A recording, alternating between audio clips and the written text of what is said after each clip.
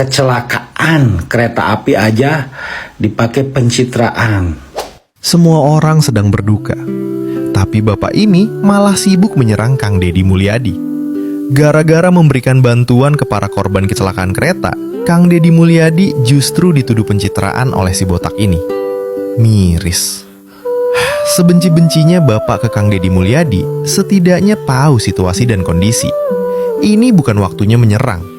Semua orang lagi berduka, tapi malah dijadikan alat untuk melampiaskan kebencian. Aduh. Benar-benar tidak ada rasa empati sama sekali.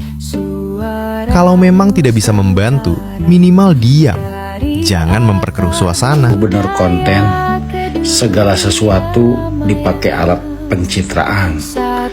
Kecelakaan kereta api aja dipakai pencitraan.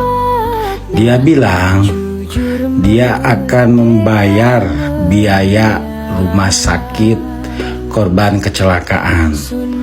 Padahal yang berhak, yang punya kewajiban membayar kecelakaan lalu lintas atau kecelakaan alat transportasi itu jasara harja.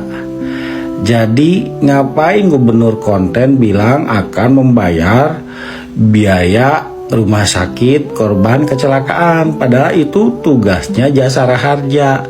Jadi ya janganlah orang lagi celaka dimanfaatin untuk